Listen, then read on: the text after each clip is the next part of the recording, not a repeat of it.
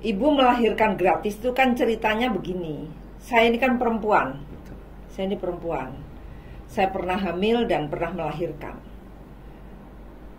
Ini masalah yang krusial bagi masyarakat yang berpenghasilan rendah. Saya tidak suka bicara masyarakat miskin deh. Miskin itu selalu kalimat itu saya hindari. Tapi saya lebih suka masyarakat yang berpenghasilan rendah. Bagi seorang ibu hamil yang itu berkemampuan secara ekonomi tidak masalah. Mau melahirkan berbayar, mau sesar berbayar tinggi nggak masalah. Tapi bagi seorang ibu yang hamil dan dia berpenghasilan rendah, tentu ini menjadi masalah kalau berbayar. Si ibu akan setiap hari menyisihkan uang belanjanya demi untuk persiapan biaya melahirkan. Dia sudah tidak lagi berpikir bagaimana harus makan makanan bergizi untuk dia dan bayinya. Sudah kalau bagi seorang ibu yang berpenghasilan rendah dan itu berada di pinggiran, dia akan berpikir sederhana, udah makan yang penting kenyang, ya, dan yang penting saya bisa menyisihkan uang untuk biaya persalinan. Itulah saya selalu menamakan seorang perempuan itu makhluk yang hebat.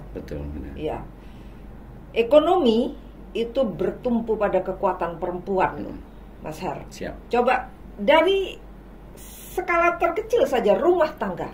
Mas Har sendiri tentu sangat bangga kepada istrinya ya, yang begitu hebat mengelola keuangan rumah tangga. Berapapun yang dikasih suaminya, dia akan kelola itu. Dan cukup. Harus cukup. 20.000 sehari, 30.000 sehari diberi suaminya. Harus cukup. Dan satu keluarga makan. Ya.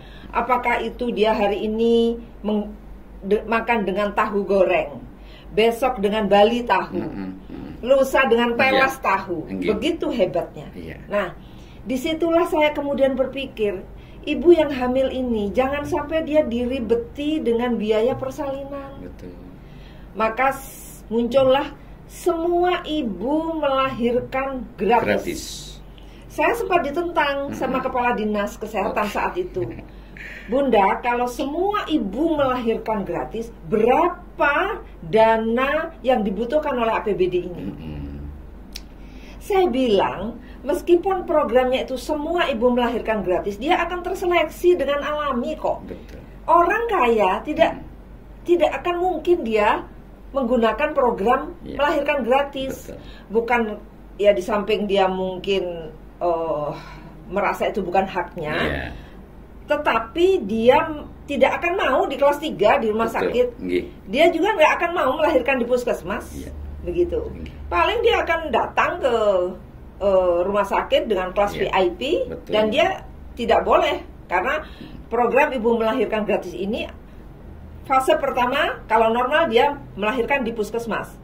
Ketika dia abnormal, maka dia akan dirujuk ke rumah sakit dan melahirkan dalam kondisi misalnya operasi sesar, itu harus ditanggung. Dan dia harus berada di kelas 3. Tidak boleh di kelas selain kelas 3. Kalau orang kaya nggak mungkin mau, Mas Har. Maka dia akan terseleksi dengan alami. Mas Har, ini bukan persoalan sederhana. Bukan persoalan sederhana. Ketika si ibu hamil ini kemudian mengabaikan gizinya ketika dia hamil, maka berpotensi melahirkan anak-anak stunting. Dan kalau di Lumajang ini banyak anak-anak stunting, 1 tahun, 2 tahun tidak terasa, tapi nanti 5 tahun, 10 tahun generasi kita, generasi stunting yang bakalan Lumajang ini akan mundur 20 tahun, 40 tahun ke belakang. Wah, luar biasa ini si kerudung merah ya.